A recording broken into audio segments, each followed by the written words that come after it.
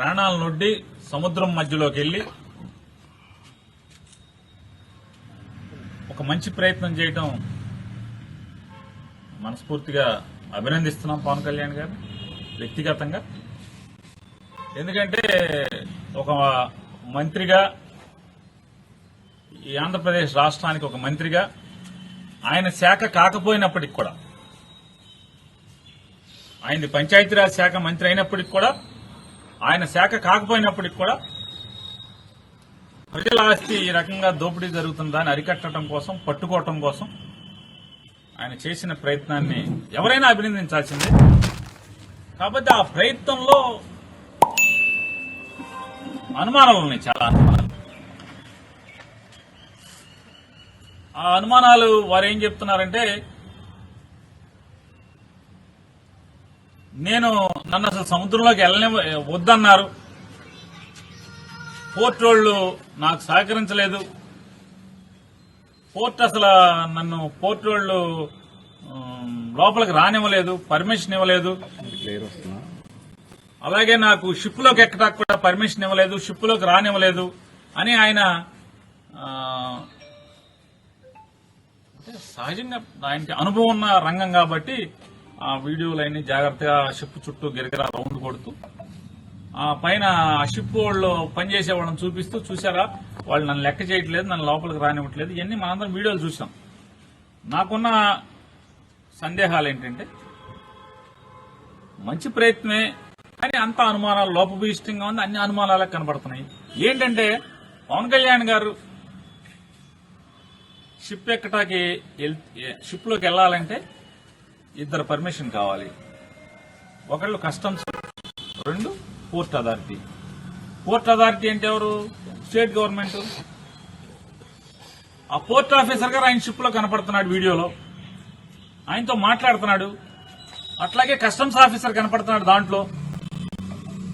ఉప ముఖ్యమంత్రి గారి షిప్ లో, ఆ పడవలో ఆయన షిప్ చుట్టూ రౌండ్ వేసిన ప్రదక్షిణ చేసినటువంటి ఆ బోట్ లో వారితో పాటు కస్టమ్స్ అధికారి ఉన్నారు, పోర్ట్ అధికారి ఉన్నారు, కాకినాడ పోర్ట్ అధికారి.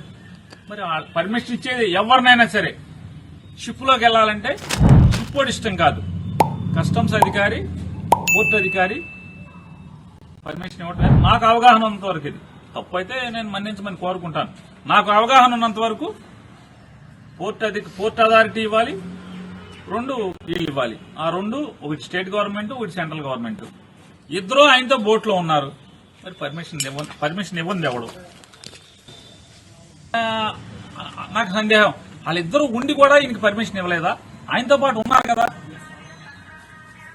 మరి కలెక్టర్కి ఎందుకు ఇచ్చారు ముందు రోజు? అదే అధికారులు ఇద్దరు కూడా, పోర్ట్ అధికారి గాని లేదా కస్టమ్స్ వాళ్ళు గాని, కలెక్టర్ని షిప్ లోకి అలౌ చేశారు, ఈయన ఎందుకు అలౌ చేయరు?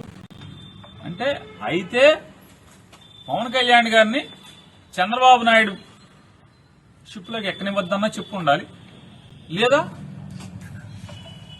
పవన్ కళ్యాణ్ గారు అబద్దమన్నా ఆడుతూ ఉండాలి.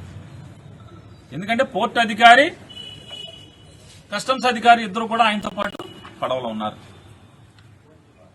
రెండోది, నేను పవన్ కళ్యాణ్ గారిని కూడా ఇంకోటి అడుగుతున్నాను. కేవలం మీరు ప్రాణాలకు తెగించి ఈ ఒక్క షిప్కే ఎందుకు వెళ్లారు? దాని చుట్టే రౌండ్ కొట్టారు. దీన్నే సీజ్ ద షిప్ అని ఎందుకన్నారు? దాని పేరు ఎవరు? అమ్మాయి పేరు స్టెల్లా అనుకుంటా. ఈ స్టెల్లానే సీజ్ చేయమని అడుగుతున్నారు. ఈ స్టెల్లా పేరు కాకుండా ఇంకోటి కెన్స్టార్ అని ఒకటి ఉంది సముద్రంలోనే. ఆ కెన్స్టార్ దగ్గరికి మీరు ఎందుకు ప్రదక్షిణ చేయలేదు? దాని దగ్గరికి వెళ్లి ఆ కెన్స్టార్ ని సీజ్ ద షిప్ అని ఎందుకు అనలేదు? I will talk to the central government అని అక్కడికి వెళ్ళి ఎందుకు అనలేదు? అన్నారు. ఎందుకు అనరంటే, ఈ స్టెల్లాలో అసలు ద్వారంపూడి చంద్రశేఖర్ రెడ్డి కానీ వాళ్ళ తమ్ముడు కానీ ఎవడ బియ్యం లేవు. మీరు ఎవడో మీకు చెప్పాడని పరిగెత్తుకెళ్లారు. సరే మీ ఇష్టం, దాన్ని ఎంక్వైరీ చేయండి. మీరు సీజ్ చేస్తారో మీ చేతనం చేయండి. ఏబిఎన్ రాధాకృష్ణ గారేమో సీజ్ చేసే అధికారం ఎవరికి లేదు. బియ్యం అనేది స్మగుల్ గూడ్స్ కాదు. స్మగుల్ గూడ్స్ ఉంటే మాత్రమే షిప్ లో కస్టమ్స్ వాళ్ళు సీజ్ చేసే అధికారం తప్పితే ఇంకెవరికి లేదు. అది బియ్యం స్మగుల్ గూడ్స్ కాదని ఆంధ్రజ్యోతి రాధాకృష్ణ గారు కొడుతున్నాడు టీవీలో. మరి ఏంటి ఈ డ్రామా ఏంటి? ఈ సినిమా ఏంటి? ఎవరిది డ్రామా? రాధాకృష్ణ గారిది డ్రామానా? పవన్ కళ్యాణ్ గారిది డ్రామానా, చంద్రబాబు నాయుడుది డ్రామానా? ఎవరిది డ్రామా ఇది? ఆ కెన్స్టార్ జోలికి ఎందుకు వెళ్ళరు? ఇవాళ ఇది ఇంకా ఈ స్టెల్లా అనేది నేను ఎవరినో నాకు కాకినాడకు సంబంధించినటువంటి మీ 2 పేపర్లు 10 ఛానల్స్ ఉన్నాయి కదా, దాంట్లో ఒక 2-3 ఛానల్స్ విలేకరులతో మాట్లాడాను. ఈ 2 పేపర్లో ఒక పేపర్ ఆయనతో మాట్లాడాను. ఏంటి బాబు ఏం జరుగుతుంది షూటింగ్ అసలు ఏంటి ఇదంతా అని చెప్పాను. సాక్షితో మాట్లాడాల, సాక్షి విలేకరుతో మాట్లాడాల. మీ 2 పేపర్లు 10 ఛానల్స్ లో ఓ 3 మాట్లాడాను. మాట్లాడితే వాళ్ళు చెప్పేది ఏంటంటే, సార్ ఇదంతా పెద్ద డ్రామా, ఇది ఈ స్టెల్లాలో పవన్ కళ్యాణ్ గారు సీజ్ ద షిప్ అన్నాడు కదా స్టెల్లాలో, ఆ స్టెల్లాలో దగ్గర దగ్గర 36 మంది ఎక్స్పోర్టర్స్ కలిసి 35,000 టన్నులు ఎక్స్పోర్ట్ చేయడానికి దాన్ని తెచ్చుకున్నారు. 36 మంది ఎక్స్పోర్టర్స్ 35,000 టన్నుల్ని ఎక్స్పోర్ట్ చేయడానికి తెచ్చుకున్నారు. మనిషికి 1000 టన్నులు క్రమరమ్మి 1000, 1500, 500 టన్నులు ఒక్కొక్కడికి ఒక మాక్సిమం 400-500 టన్నుల నుంచి ఉన్నారు ఒక్కొక్కళ్ళు. ఇప్పటికి ఒక 3,000 టన్నులు లోడ్ అయింది, ఇంకా 32,000 టన్నులు లోడ్ చేయాలి. కానీ కెన్స్టార్ అని ఉంది, అసలు సినిమా అక్కడ ఒకే వ్యక్తి, ఒకే ఎక్స్పోర్టర్ 42,000 టన్నులు బియ్యాన్ని ఎక్స్పోర్ట్ చేస్తున్నాడు. ఈ 2 అక్కడ లంగరేసి ఉన్నాయి, 2 లోడ్ అవుతున్నాయి. ఆ కెన్స్టార్ కి మాత్రం వెళ్ళరు. ఈయన కెన్స్టార్ కి ఎందుకు వెళ్ళరంటే, ఆయన సీను అని చెప్పని సాక్షాత్తు ఆంధ్రప్రదేశ్ రాష్ట్ర ఆర్థిక శాఖ మంత్రి వియ్యంకుడు.